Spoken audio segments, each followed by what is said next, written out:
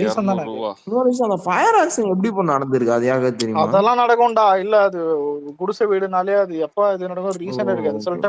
சில டைம் மட்டும் தான் இந்த மாதிரி கொளுத்தி விட்டாங்க, அந்த மாதிரி ஏதாவது ஒரு ரீசன் இருக்கும். அதான் பல டைம் அது ரீசன் இருக்கு. சொல்லு. Fire accident Alex. வீட்டுல என்ன லைட்டர கேட்டுச்சா? சரி விடு. கேஸ் ஆமா ஆமா கேஸ்ல அதேதான் கேஸ் லைட்டர் தான். கேஸ் லைட்டர் என்னைக்குமே சமாளிக்க கத்துக்கணும், புரியுதா? நானும் கேட்டுருச்சா தானடா சொன்னேன். இது ஒண்ணு போக இன்னொரு பக்கம் டேடியோட டான்ஸ் பண்ணேன். டேடி சுத்தி பொண்ணுங்க டான்ஸ் யோசிச்சு பாரு. இல்ல அங்க குடிசை வீடு இருந்துருக்குது, பல பேர் இங்க போட்டுன்னு அதாவது போட்டு திண்டாண்டுக்கிறாங்க. மார்க்கெட் பப்ளிசிட்டி பண்ற ரோட்ல உட்காந்து நானுங்கிறாரு ஜாலியா மஜா பண்ணி. அது வியாசர் சொல்ல பக்கத்துல 6 கிலோமீட்டர். எதுக்கு இதெல்லாம் பண்ணலாமா சொல்லு? பாக்குறவங்களுக்கு எல்லாம் எப்படி இருக்கு? தெரியாமலாம் இருக்காது, எல்லாமே தெரியும். இதுல ஹைலைட் என்னன்னா டிவிக்கே முதல்ல கொடுக்கறது. இப்ப தெரியாம கேக்குறேன், இந்த மாதிரி ஏதாவது இல்ல இந்த மாதிரி ஏதாவது முன்னாடி நடந்திருக்கா ஏதாவது? அதுவும் வந்துட்டு இப்ப இல்ல மான்ஸ்டர், இப்ப ஃபயர் ஆக்சிடென்ட் ஒண்ணு நடக்குதுன்னா அந்த இடத்துல போய் நீ ஹெல்ப் பண்ணாவது இதான் இப்ப அவங்க வந்துட்டு ஒரு ஷெல்டர் வேணும், ஏதாவது வந்துட்டு தான் ஒரு இடத்துல முதல்ல போய் அவங்க உட்காரட்டும், அதுக்கப்புறம் ஹெல்ப் பண்ணுங்கன்னு சொன்னா கூட ஒரு ரீசன் இருக்குது. பள்ளிக்கூடத்துல ஆல்ரெடி வந்துட்டு அவங்க இருக்கிறவங்க கிட்ட போய் அதான் இந்த பாயத்தலகான இது ஃபுட்னு இது கொடுக்கும்போது இதை தடுக்கிறதுக்கு முதல்ல இந்த ரீசன் இல்ல, புரியுதா? முதல்ல தடுக்கிறதுக்கே ரீசன் இல்ல. போயிட்டாதான் போயிட்டு பூட்டு காலில் உடச்சிக்கின்னு சட்டையாதான் ட்ரெஸ்ஸை பிடிச்சி இழுத்துக்கின்னு, அதுவும் பொண்ணுன்னு கூட பார்க்காம. அதான் என்னது ஆக்சுவலா அலெக்ஸ், இன்னைக்கு ஆக்சுவலா பயங்கரமான விஷயம் என்னன்னா, இது வந்து நேத்து நைட்டு நடந்தது. ஓகே, இந்த டைம்ல நடந்திருக்கு. ஓகேவா, நேத்து நைட் நடந்திருக்கு. ஒரே ஒரு நியூஸ் சேனல் நியூஸ் 18, அவன் பயங்கரமா சொம்பத்துக்குறவங்க தான். ஆனா அவங்களே போட்டானுங்க, நியூஸ்ல பப்ளிஷ் பண்ணிட்டானுங்க. அது ஒரே சேனல் தான் பப்ளிஷ் ஆச்சு, வேற எந்த சேனலுமே பப்ளிஷ் ஆகல. நம்ம பசங்க தான் வந்து சோஷியல் மீடியால நம்ம அதாவது எக்ஸ் இன்ஸ்டால அங்கதான் ஸ்ப்ரெட் பண்ணானுங்க. அதுக்கப்புறம் நம்ம காலைல இந்த இஷ்யூ பத்தி எடுத்து பேசிட்டே இருந்தோம். சடனா என்ன பண்ணாங்க, நம்ம தலைவர்கிட்ட இருந்து ஒரு அறிக்கை இது ரிலேட்டடா செம்ம பிரீஃபா செம்ம அடியே போட்டு பொழந்து கட்டிட்டாரு அறிக்கையிலேயே. ஓகேவா, வச்சு வெளுத்து விட்டாரு. ஓகேவா, நல்லா ஸ்டாலின் கவர்மெண்ட்டையும் நாக்கப்படுங்கிற மாதிரி டங் புல்லிங் கொஸ்டின்ஸ் அப்படின்ட்டு. அதுதான் மாடல் அதான் மென்ஷன் பண்ணிதான் இந்த மாடல் மார்க்கெட்டிங் பண்றதான் முதலமைச்சர் இவங்க வந்துட்டு ஆட்சியில விட்டு செம்மையா கேட்டாரு. அதுக்கப்புறம் என்ன ஆச்சுன்னா, நம்ம ஜெனரல் செக்ரட்டரி வந்து போயிட்டு புஷி ஆனந்த் வந்து போயிட்டு அந்த அவங்களே போய் டைரக்டா மீட் பண்ணிருக்காங்க. அதுக்கு லைலாமணி எல்லாம் போயிருக்காங்க முன்னாடி. அதுக்கப்புறம் புஷி ஆனந்தே போய் மீட் பண்ணி விசாரிச்சுட்டு தளபதி கால் அந்த டைரக்டா அந்த இன்ஜூர் ஆனாங்களே அவங்களுக்கு தளபதியை கால் பண்ணி பேசி, அப்புறம் நம்ம பசங்க இங்க நம்ம சோசியல் மீடியால எக்ஸ்ல உட்காந்து ஸ்பேஸ் காலில இருந்து மதியானமே ஆரம்பிச்சிட்டோம். ஸ்பேஸ் மதியானத்துல இருந்து ஒரு 3-4 ஸ்பேஸ் போட்டு பயங்கரமா போட்டு. ஆனா இல்ல முதல்ல நான் ஒரு மைனஸ் எல்லாம் சொல்லிக்கிறேன். ஸ்ட்ராங்கான டேக் இல்ல. ரெண்டாவது இந்த விஷயம் பெருசா பரவ வேண்டியது. ஆனா பரவுமான்னு கேட்டா டவுட் தான். கேட்டேன் பெருசாதான் இப்ப பெருசா பரவி இருக்கு. ஆனா அது இன்னும் பெருசா ஸ்ப்ரெட் பண்ணணும். அது வந்துட்டு அது என்ன தெரியுமா, ஏன்னா இல்ல இப்ப நம்ம சைட் பண்றதெல்லாம் ஓகே தான். இது ஏன் வந்துட்டு சின்னதுன்னா, இதுவே ஏடிஎம்கே வந்துட்டு இதான் சும்மா சொல்றேன், ஏடிஎம்கே வந்துட்டு சிஎம்ஆ இருந்து பொசிஷன்ல இருந்து இதுவே வந்துட்டு டிஎம்கே ஆளுங்களை போட்டு ஏதாவது சும்மா அடிச்சிட்டாங்க, எதிர்கட்சி ஆள் அடிச்சிட்டான்னு எக்ஸ்ட்ரீமா போயிருக்கும், புரியுதா? அவனுக்கு டிஎம்கே கட்சி பண்ற ஐடி விங்ஸ் சோசியல் மீடியா இது கூட வந்துட்டு ஆஃப்லைன்ல அவங்க பண்ற போராட்டம் எதுவுமே வந்துட்டு உண்மையிலே நம்ம அந்த அளவுக்கு பண்ணல. ஆனா வந்துட்டு இது ஓரளவுக்கு மேக்ஸிமம் வந்துட்டு நம்ம சப்போர்ட் பண்ணியிருக்கோம் கூடாதான். இது வந்துட்டு எல்லாமே இப்ப தளபதி பண்ணணும்னு அது பார்க்க கூடாது. நம்ம ஆளுங்களே இது பண்றதுதான். எனக்கு கரெக்டா ஒரு டாக் ஆர்கனைஸ் பண்ணிருக்கலாம் என்ன தெரியுமா, மதியம் முதல்ல இது இன்னைக்கே பண்ணிருக்கணும். இது எப்படி தெரியுமா, இன்னைக்கு நான் தான் நாளைக்கு போனோம்னு இதான் நேத்து நைட்டு நடந்தது. இது ஒரு டாக் ஆர்கனைஸ் பண்ணாம நம்ம எதுக்கும் போடுறோம், இதுக்கு நம்ம மெயினா போட்டுருக்கணும். இல்ல கேளு, ஆக்சுவலா என்ன தெரியுமா, மதியானம் ஃபர்ஸ்ட் ஸ்பேஸ் போடும் போதே பேசி இந்த மாதிரி இந்த டேக் யூஸ் பண்ண சொன்னோம். ஜஸ்டிஸ் ஃபார் கனகவதின்னு சொல்லிட்டு நாங்க டேக் போட்டு பேசிட்டோம். ஆனா என்னன்னா குரூப்ல பெருசா ஸ்ப்ரெட் ஆகல நம்ம குரூப்ல. அதுதான் ஒரு மாதிரி இதாயிடுச்சு. ஆனா என்ன மேட்டர்னா, தளபதி வந்து அட்ரஸ் பண்ணதுல வந்து டாமினேஷன் அதிகம். அவனுக்கு தான் தெரியும்ல, தளபதி அட்ரஸ் பண்ணா அந்த டாபிக் தான் போகும்ட்டு. நம்ம டேகை விட அதுதான் பெருசாயிடும். அதுதான் பெருசாச்சு. உண்மையாலே அவரு தளபதி போட்ட ட்வீட் வந்து ஃபுல் டாமினேட் பண்ணிடுச்சு, அடிச்சு நொறுக்கிடுச்சு. இல்ல ஒரு சில பேர் பாக்குறேன் அந்த ட்வீட் படிக்கிறதுக்கே மினிமம் 3 நிமிஷம் ஆகும். கன்ஃபார்ம் 3 நிமிஷம் ஆகும். இப்போ எல்லாம் படிச்சுட்டு போய் ஃபயர் விடுங்கடா. சில பேர் லூஸ் மாதிரியா தான் இது. அது ஏன்னா இவனுங்க ஆர்வம் புரியுது. கீழே போட்டோஸ் இதெல்லாம் போடுறீங்க எல்லாம் ஓகே. படிச்சுட்டாவது போய் ஃபயர் விடும். ஏன்னா இதுல சில பேர் வந்துட்டு தான் அந்த கமெண்ட் ஆஃப் கமெண்ட் இருக்குல்ல, அவனுங்க நியாயமாக்காரனுங்க முதல்ல படிங்கடா, படிச்சுட்டு தான் இது பண்ணுங்கடா, முதல்ல படிங்கடா தான் சொல்றேன். இது ஒரு சில பேர் இது ஒரு மைனஸ் இது மாதிரி எதுக்கு அதான் எதுக்குன்னு தெரியல. உட்காந்து இப்போ ஒன்றும் இல்லை, நீ முதல்ல கொஞ்சம் இப்போ சில பேருக்கு லாங்கா போற மாதிரி இருக்கும். ஏதாவது சிஸ்டம்ல இல்ல குரோம்ல போயிட்டு லாங் ஸ்கிரீன்ஷாட் மாதிரி எடுத்துக்க. அப்போ லைட்டா படிக்கும் போது வந்துட்டு கொஞ்சம் சின்னது மாதிரி தெரியும், கொஞ்சம் இது மாதிரி. இவனுங்க ரொம்ப அதான் புரியுதா மாஸ்டர். இங்க ஆண்ட்ராய்ட் போன்ஸ் அந்த ஐபோன்லாம் இருக்கும்ல, இப்படியே படம் ஸ்கிரால் பண்ணும்போது ஏதோ பெருசா போற மாதிரி கணக்கு தெரியுது. அது ஒண்ணு லூசு பசங்க, அது ஒரு இது பண்ணுது. ஆனா இல்ல அதான், ஆனா அவரு இல்ல, அவர் நைட் நடந்ததுல இருந்து காலையில நடக்கிறது வரைக்கும் கூட. ஏன் சிஎம் வந்துட்டு இந்த மாதிரி ஏதாவது மார்க்கெட்டிங் பண்ணிக்கிட்டு மாடல்ல இப்ப பாத்தியா சினிமாவே பரவாயில்ல, ஷூட்டிங் கூட பர்ஃபெக்ஷன் இருக்காது, அந்த மாதிரி செம்ம பர்ஃபெக்ஷனா வந்துட்டு டான்ஸ் ஆடுறாரு. அதையும் மென்ஷன் பண்ணியிருந்தாரு. அது அந்த மாதிரி மாடல் மார்க்கெட்டிங் இந்த பின்னாடி மாதிரி பாட்டு தான் வெயிட் ப்ரோ நான் போட்டது. ஏய் அசிங்கம்டா இதெல்லாம். யாரா பண்ண யோசிச்சு பாரு அலெக்ஸ். இப்போ ஒரு இடத்துல பக்கத்து ஏரியால இந்த மாதிரி இன்சிடென்ட் நடந்திருக்கு, போய் அட்ரஸ் பண்ணலாம் அட்லீஸ்ட். இல்ல ஒரு ஒரு நீ அங்க இருக்க மக்களை கூப்பிட்டாவது பேசி இருக்கணும். இல்ல இந்த மாதிரி நிவாரண நிதி கொடுக்க போறோம், இவங்களுக்கு எல்லாம் வீடு எரிஞ்ச வீடுக்கெல்லாம் வந்து நாங்க வந்து திருப்பி வந்து வீடு வந்து கட்டி தர போறோம் அப்படி ஏதாவது சொல்லி இருக்கலாம்ல. எதுவுமே பண்ணலடா. டான்ஸ் ஷோ நடத்திட்டு அசால்ட்டா உட்காந்து சிரிச்சுக்கிட்டு ரோட்ல உட்காந்துட்டு இந்த கோமாளிங்க எல்லாம் பாத்திருக்கியா, அந்த மாதிரி இருந்துச்சுடா. இல்ல அது பக்கத்துல நடந்திருக்கு அந்த டான்ஸ் ஷோ. ஆமாண்டா 3 கிலோமீட்டர் அது. 6 கிலோமீட்டர் 5 கிலோமீட்டர் இருந்திருக்குது. இல்ல ஒரு நிமிஷம் ஒரு நிமிஷம் நான் கால் அட்டெண்ட். அலெக்ஸ் ப்ரோ, அந்த டாடி பக்கத்துல ஒருத்தர் இருக்கா பாரு, சேகர் பாபு, அது இன்னும் அல்டி. அவரெல்லாம் பார்க்க முடியலடா, சில பேர்லாம் பார்த்தாதான் சிரிப்பு தான். கையை தட்டிட்டு இருக்கானா, சாமி வந்தா கை தட்டுவாங்க பாத்தி, அந்த மாதிரி கை தட்டிட்டு இருக்கான்.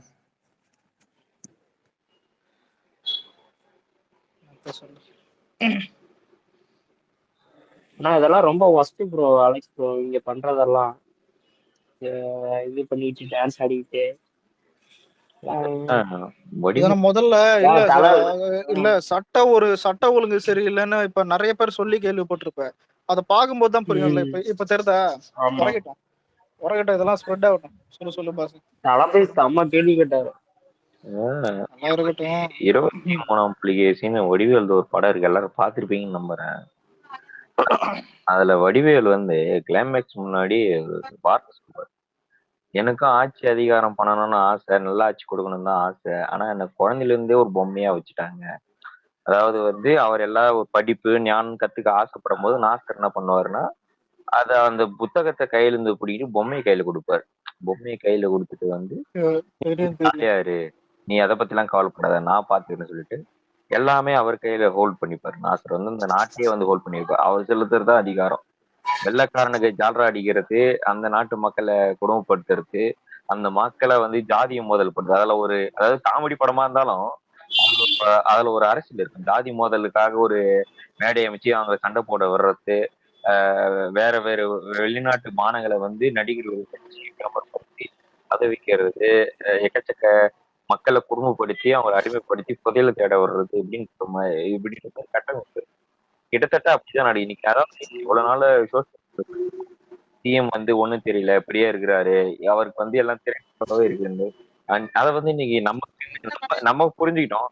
அது மக்களுக்கு நிரூபிக்கிற விதமா இன்னைக்கு பப்ளிக் ஷோ வேற எதுவும். அதாவது ஒரு சிஎம் என்னன்னா, தமிழ்நாட்டுல எந்த மொழியில மக்களுக்கு என்ன துன்பம் இருந்தாலும் அதை பத்தி விவாதிச்சு அதுக்கான ஒரு சொல்யூஷனை தேடி அது கொடுக்கறது தான் ஒவ்வொரு ஜனநாயக முறையில தேர்ந்தெடுக்கப்பட்ட சட்டமன்ற உறுப்பினர்களோட வேலை.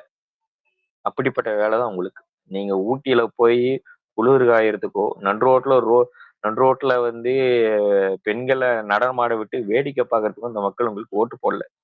வாக்கு கேட்கும் போது நீங்க கேட்டீங்களா, ஊட்டியில போய் நான் வேடிக்கை பார்ப்போம்ப்பா அப்படின்னு வேடிக்கை கேட்டீங்களா? இல்லைன்னா இந்த மாதிரி நடுரோட்ல வந்து ஒரு 50 லேடிஸ் ஆட விட்டுட்டு நான் வேடிக்கை பார்ப்பேன் வாக்கு கேட்டீங்க? நல்லாட்சி கொடுப்பேன், அதிமுகவோட சிறந்த ஆட்சி கொடுப்பேன், உங்களுக்காக உழைப்பேன்னு சொல்லிட்டு தானே வந்தீங்க.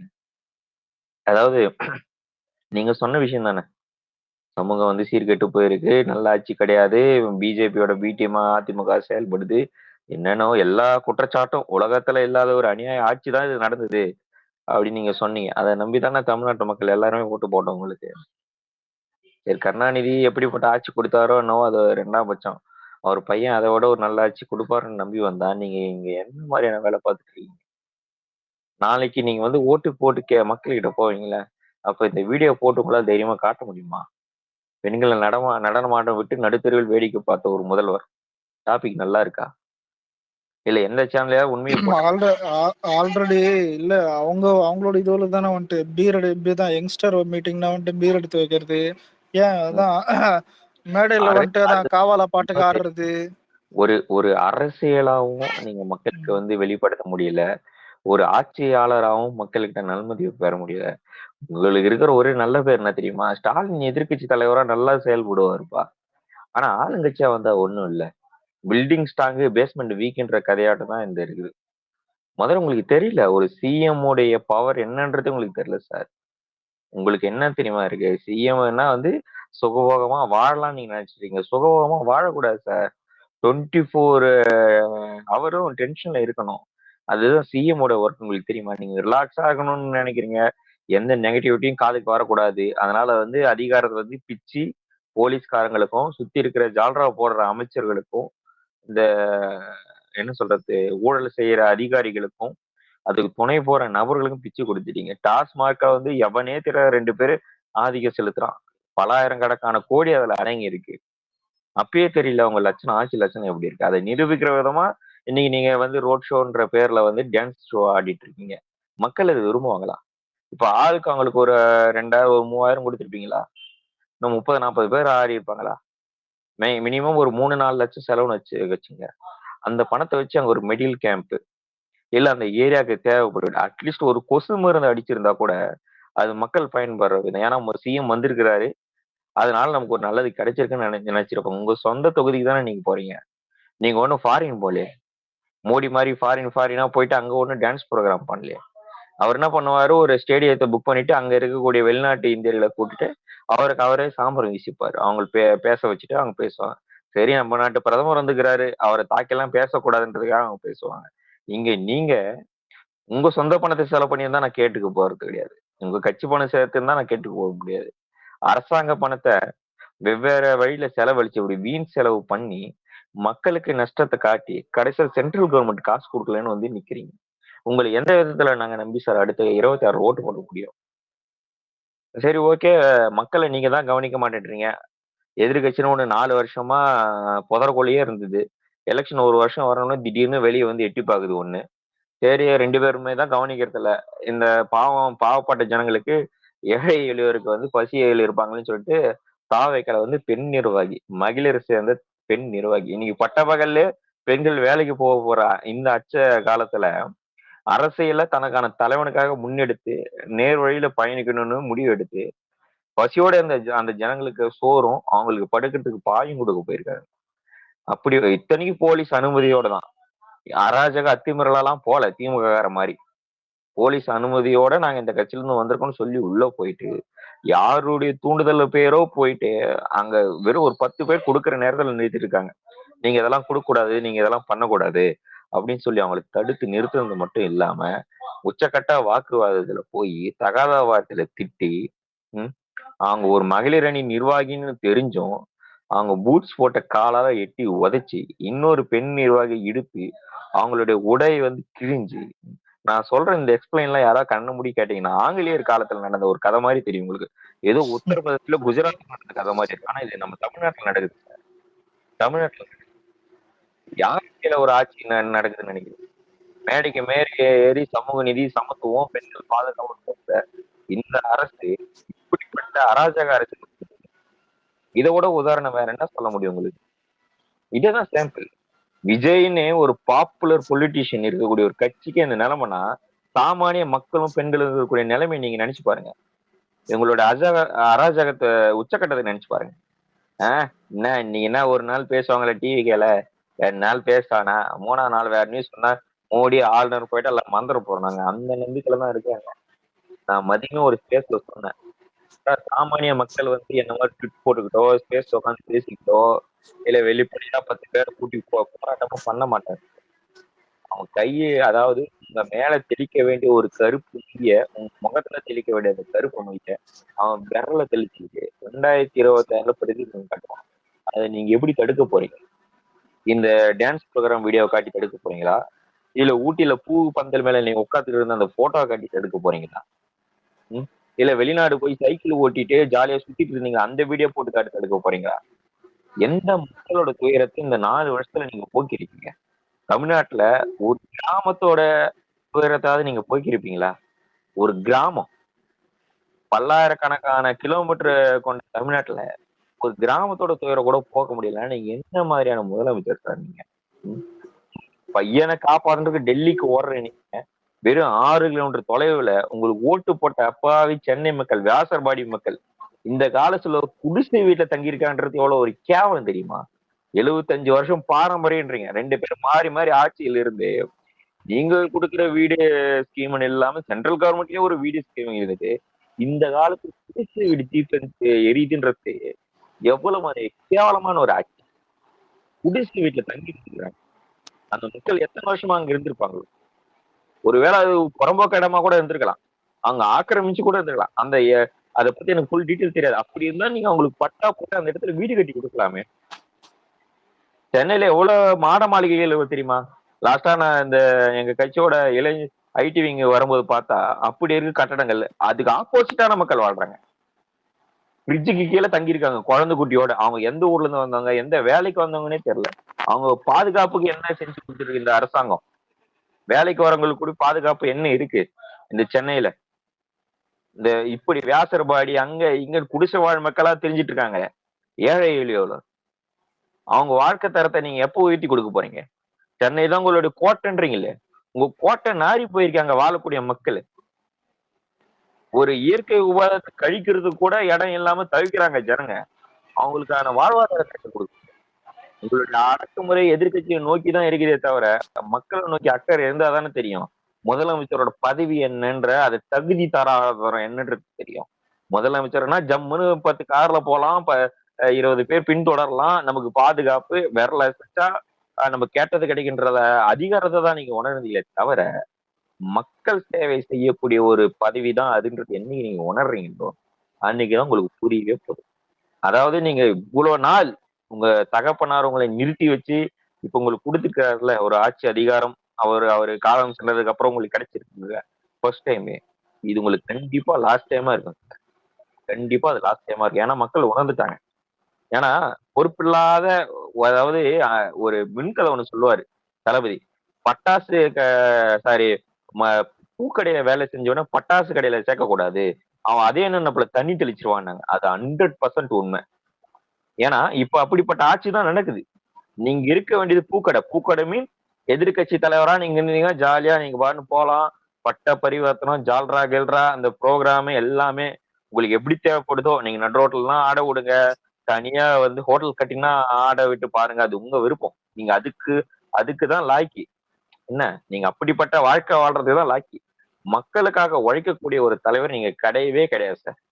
நீங்க ஒரு ஜாலி, உங்களுக்கு பாத்தீங்கன்னா ஏஜ் நிறைய இருக்கு, உங்களுக்கு பாசிட்டிவிட்டியானதான் ஒரு லைஃப் வேணும்னா நீங்க உதயநிதிக்கிட்ட கூட கட்சியை ஒப்படைச்சிட்டு போயிருங்க. நாங்க அவர்கிட்ட கூட அரசியல் பண்ணிக்கிறோம். தயவு செஞ்சு நீங்க சிஎமோ ஒரு கட்சி தலைவரும் தயவு செஞ்சு சொல்லாதீங்க. உங்களுடைய கட்சியில இருக்கக்கூடிய அடிப்படை உறுப்பினர் கூட அதை ரசிக்க மாட்டான்.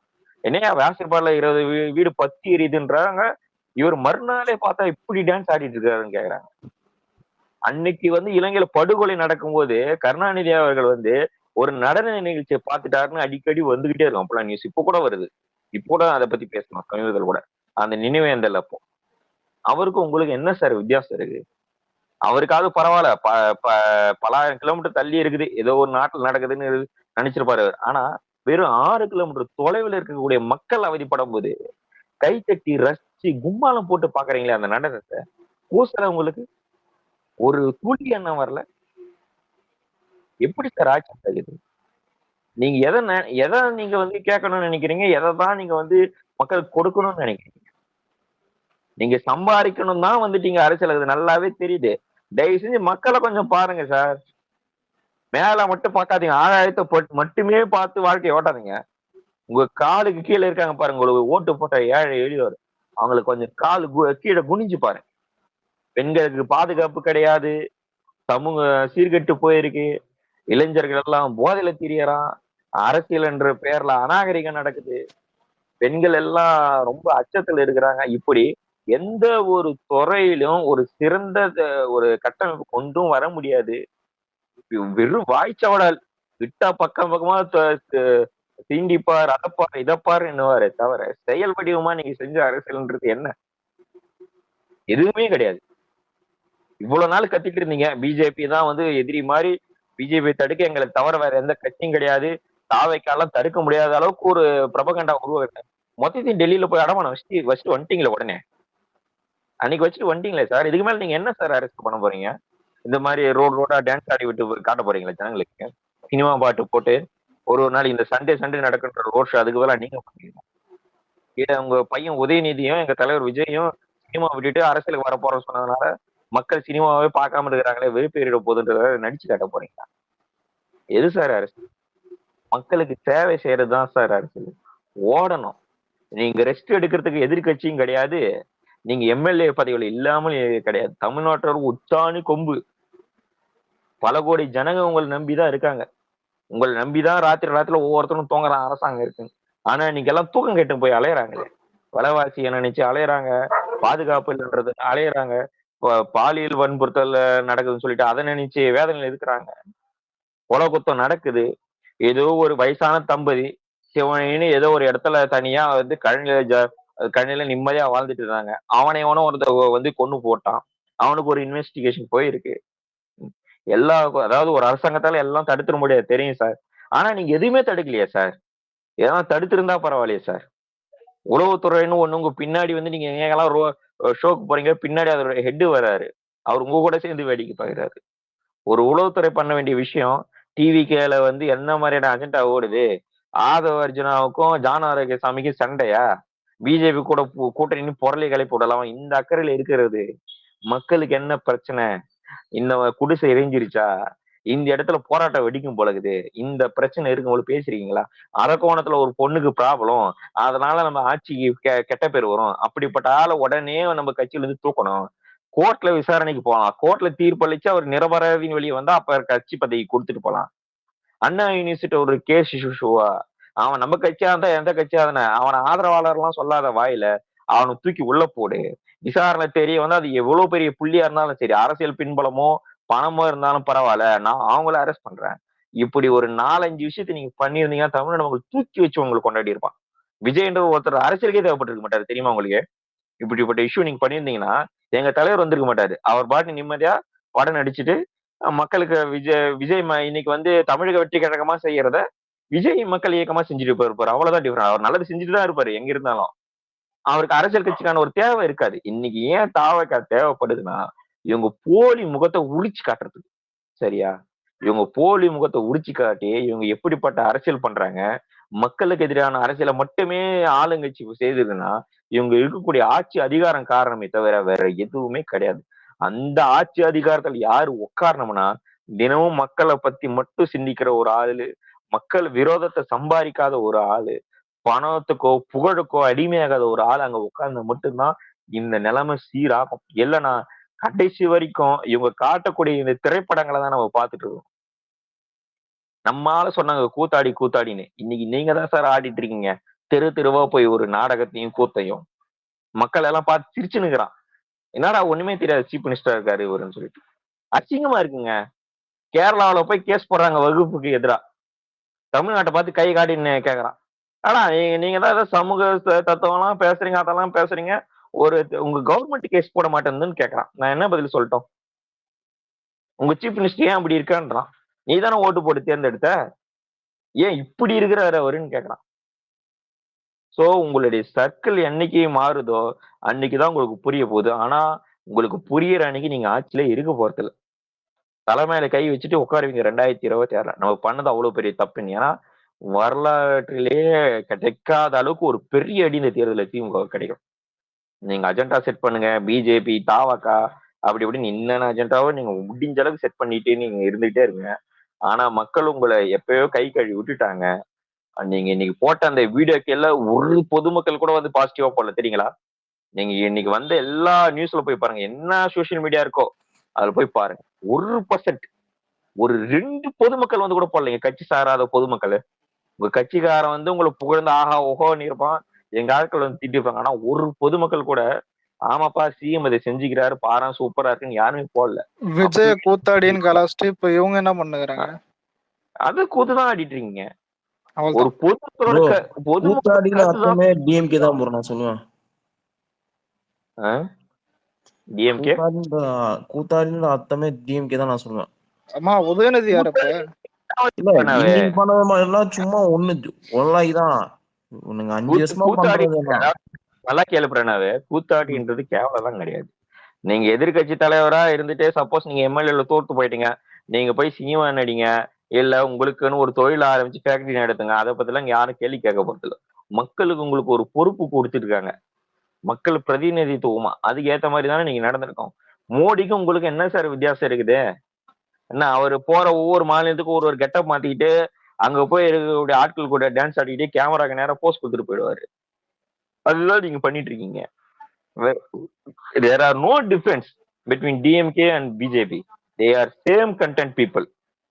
அவங்களுடைய குறிக்கோள் ஒண்ணுதான், மக்களை ஏமாத்து, விளம்பரத்தை மூலம் மக்களை ஏமாத்து, அவ்வளவுதான். நாட்டுல எல்லையில அவங்க கஷ்டப்பட்டு உயிருக்கு போராடி அப்படி பண்ண விஷயத்த இன்னைக்கு பிரதமர் வந்து டேக் நேம் வச்சுக்கிட்டு, சிந்தூரோட டேக் நேம் வச்சுட்டு அதை எலெக்ஷன் ப்ரொபகண்டா யூஸ் பண்றாரு.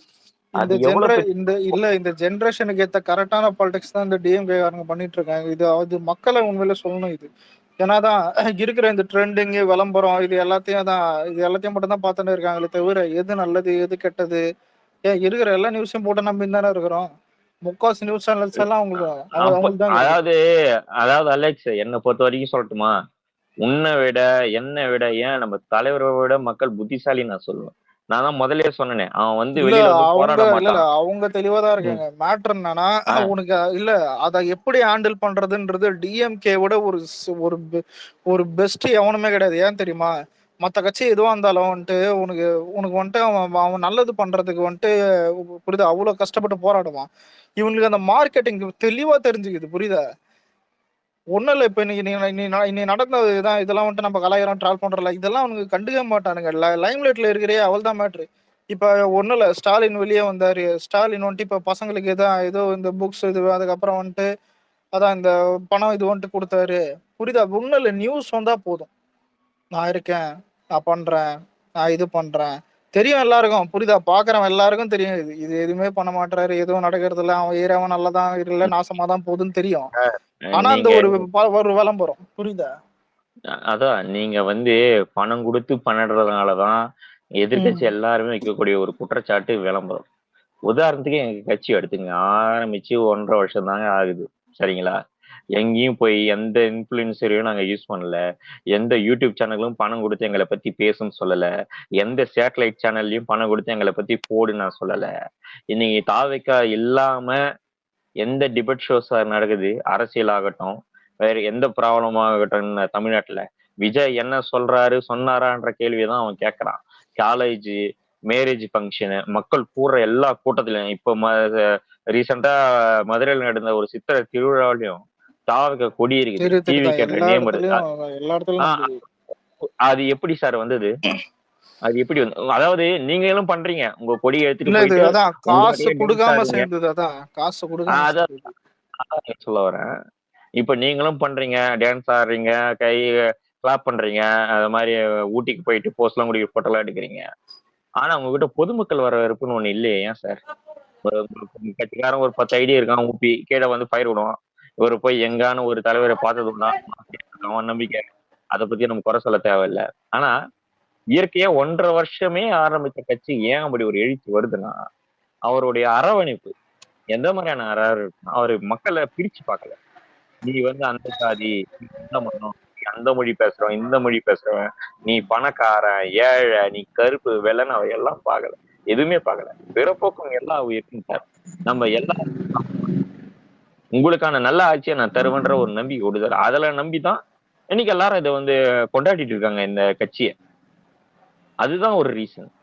இன்னும் கேட்டா வந்து வயசான பாட்டி சொல்லுது விஜய்க்கு தான் ஓட்டு போடணும். அதுக்கு எங்க கட்சியோட பேர் கூட தெரியாது, உங்களுக்கு தெரியுமா? விஜயோட கட்சி பேர் கூட அவங்களுக்கு தெரியாது.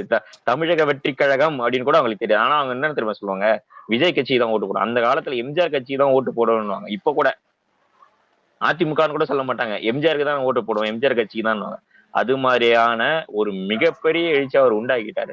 அதை பொறுத்துக்க முடியாம தான் நேத்து ராத்திரி எங்கேயோ ஒரு 20 குடும்பத்துக்கு கொடுத்த உணவையும் பாயையும் தட்டி விட்டு இருக்கீங்கல்ல, அந்த தட்டுனீங்கள அந்த பசியில இருந்திருப்பாங்கல்ல ராத்திரில, அந்த வயிறுல எரிஞ்சிருக்கல ஒரு நெருப்பு குழம்பு, அது உங்க ஆட்சியை எரிக்கும்.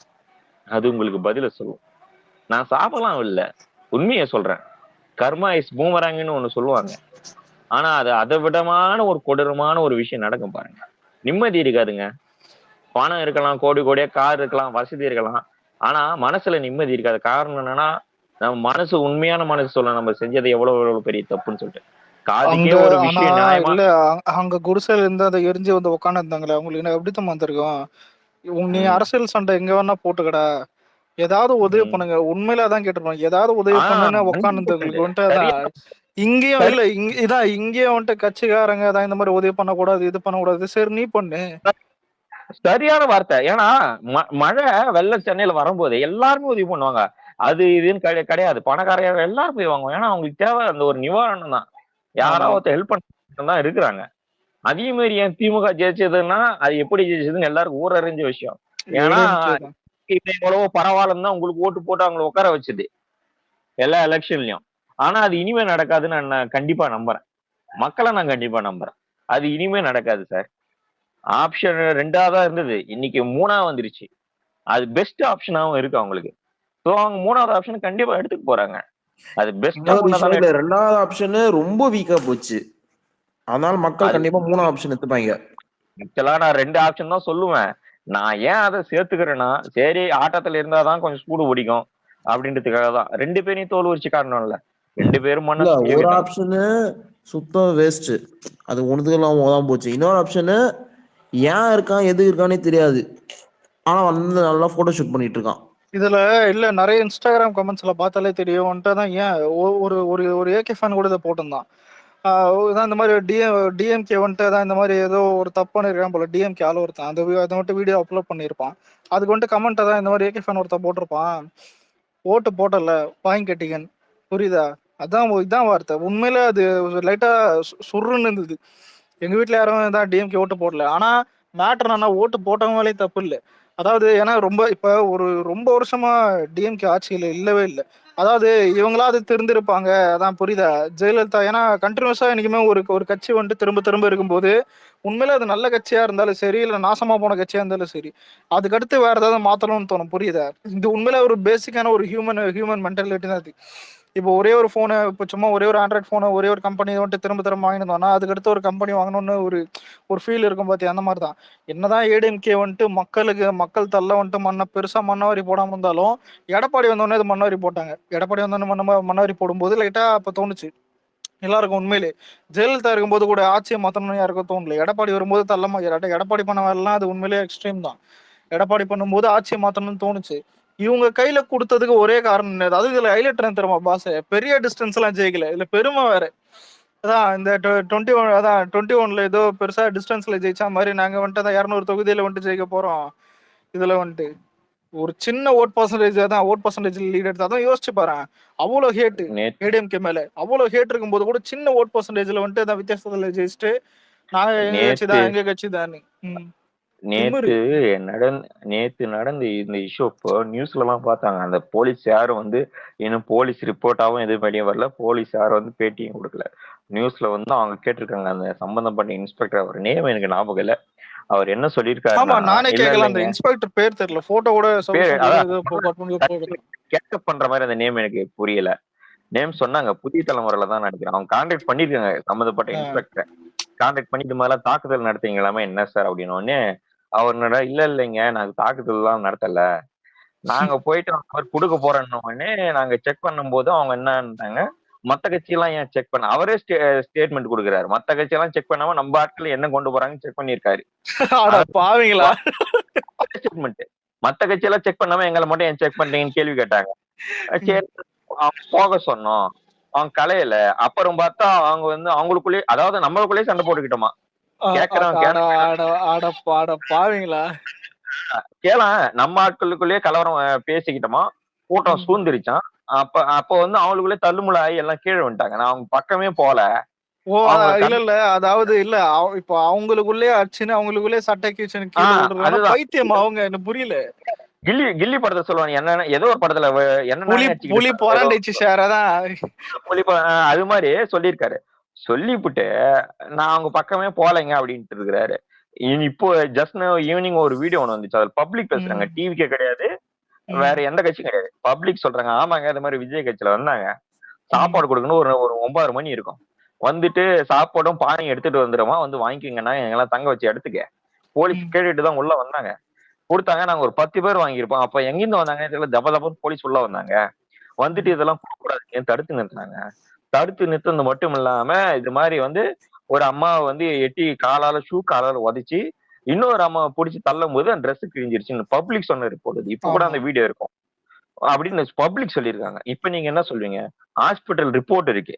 ஆல்ரெடி அந்த அம்மாக்கு ஏதோ ஒரு ஆபரேஷன் வேற நடந்திருக்கு. தாக்குதலுக்கு உள்ளான அந்த அம்மாக்கு. ம். இதுக்கெல்லாம் என்ன நடவடிக்கை? சம்பவம் நடந்து கிட்டத்தட்ட இப்ப 24 மணி நேரம் ஆக போகுது. இன்னும் 2, 3 மணி நேரத்துல. அவரை சஸ்பெண்ட் பண்ணிச்சு அந்த ம். அரசாங்கம். ஆனா கூட்டு இல்ல விசாரி உண்மையிலே அவங்கலாம் இல்ல இல்ல உண்மையிலே அவங்கள பாராட்டுவேன். அதாவது அ இல்ல ஆல்ரெடி அவங்க பாடி கண்டிஷன் இப்படி இருக்கும்போது வந்துட்டு ஒரு உதவி பண்ணணும்னு வந்திருக்காங்க பாத்தியா? அப்படி இருக்கிற ஒருத்தவங்கள அடிச்சு அந்த மாரி தான் இது என்னன்னா, இது ஒரு அவங்க ஒரு ஒரு மைண்ட் செட் மாரி இப்ப புரியுதா? இப்ப நீ டிவிகே கட்சிக்கு வந்தா இந்த மாரி வந்துட்டு அடி உழுன்றது இவங்களுக்கு என்னன்னா கேவலமான ஒரு விஷயம் இது. இருக்கிறதுலயே. இதுல அதான் நீ சொன்ன பாத்தியா, அந்த போலீஸ் வந்துட்டு அதான் சொல்றாங்க. அதான் மத்த கட்சி செக் பண்ணாம எங்க கட்சி மட்டும் எதுக்கு செக் பண்றீங்கன்னு. ஏன்னா யோவ் உன் வாயாலே வாக்குமூலம் குடுக்குறீங்க. அதான் இது எப்படிக்குதுன்னா, அதான் மத்த கட்சி செக் பண்ணல, என் கட்சி செக் பண்றேன் அவங்க கேட்டிருக்காங்கன்னு. அப்ப அதானே உண்மை. செக் பண்ணீங்க. அதுதான் டிஎம்கே கட்சிக்காரன், இல்ல ஏடிஎம்கே கட்சிக்காரன் அப்ப வந்துட்டு கரெக்டா போகும்போது தான் அதான் கேட்டாங்க. மத்த கட்சியை செக் பண்ணாங்கன்னா போய் விஷமா கொடுத்துட போறாங்க மக்களுக்கு. என்னன்றத கொடுக்க போறாங்க. அங்க கொடுக்க வந்தவங்களும் ஏழை எளியோர் தான்.